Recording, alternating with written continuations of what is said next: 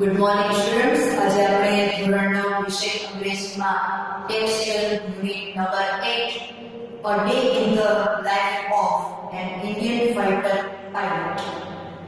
એક ભારતીય ફાઇટર પાયલટના જીવનનો એક દિવસ. બરાબર, તેનો અભ્યાસ કરીશું. આપણે યુનિટનો અભ્યાસ કરીએ તે પહેલા તેમાં 10 મિનિટનો અભ્યાસ કરીશું. સમજીએ. બેરક લશ્કરી સિપાહીઓનો રહેવાનું લાંબુ અવદાન. કમાન્ડર, સંચાલક, ફ્લાઇટ, ઉડ્ડયન, એર સ્ટ્રાઇક, હવાઈ હુમલો, હોસ્ટાઇલ, શત્રુતાવાળું, અસાઇન, આપવું, મેટીરિયોલોજીકલ, હવામાન શાસ્ત્રને લગતું, વિઝિબિલિટી, દ્રષ્ટિ મર્યાદા, કોર્ડર, જાડી દોરી, ટુ એક્સેલરેટ, વેગ વધારવો, એક્યુરેટ, ચોક્કસ, પ્રોફિશન્સી, નિપુણતા, એર કોમ્બેટ, હવાઈ યુદ્ધ, એન્ડ એર બમ એટલે કે હવાઈ ઉછાળો. સ્ટુડન્ટ્સ, તમારી સ્ટાઇલ સેટમેન્ટમાં યુનિટ નંબર 1 ના સ્ટાઇલ ખૂબ જ સુંદર અક્ષરે લખી લેશો અને તેનો અભ્યાસ કરશો. સમજીએ unit number 8 page number 78. It is 5 o'clock on a cold February morning when the commander A.A. Suez steps into a staff car that will take him to an air base of Indian Western Sector. The black car passes through barrack tent houses and stops at an Air Force security gate. A uniformed guard recognizes Suez and salutes him smartly. Behind the gate stand many of IAF squadrons, each under a different commander. K.A. Suresh, called as Cookie, commands 321 squadron.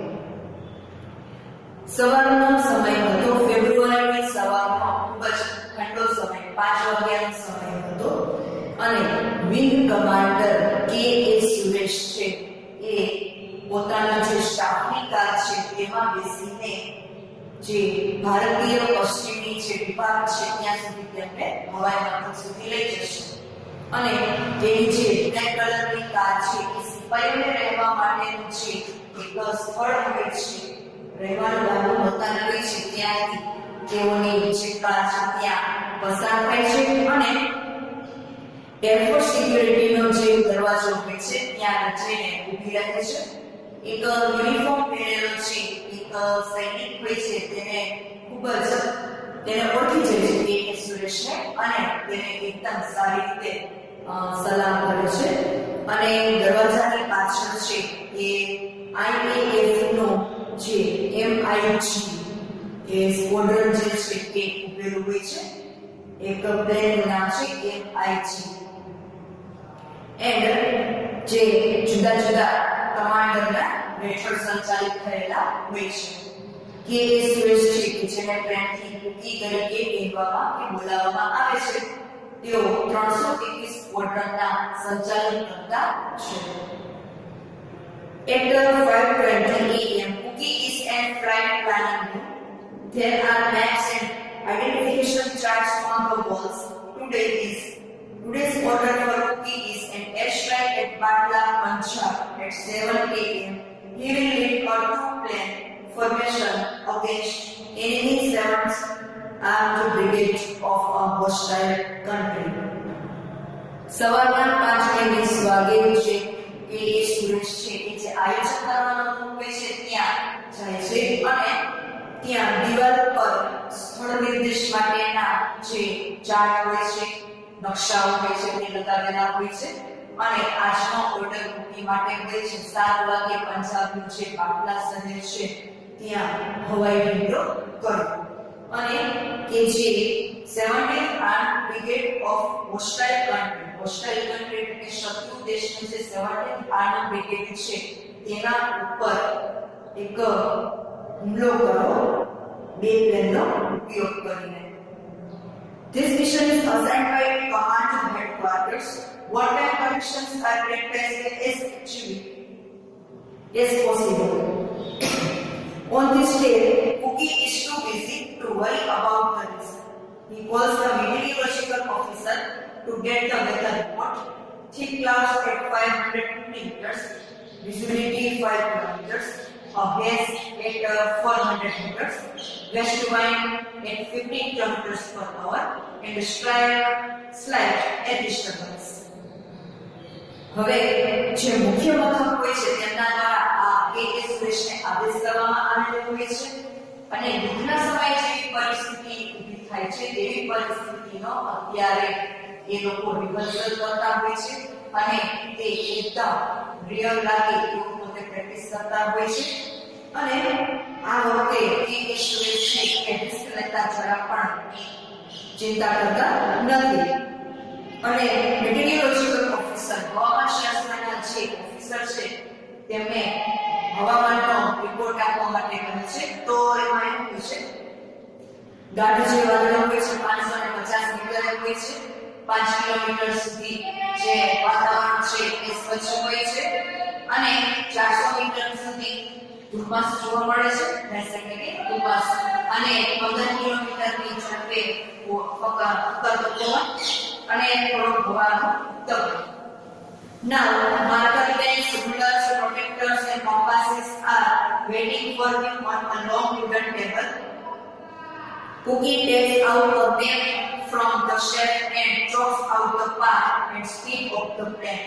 In 1 hour, the mission is planned. Then he goes to another room and discusses the target with an army officer. Squadron leader Bandal Tyagi is present there. He is Cookie's wingman on this trip. During this exercise, rank means nothing.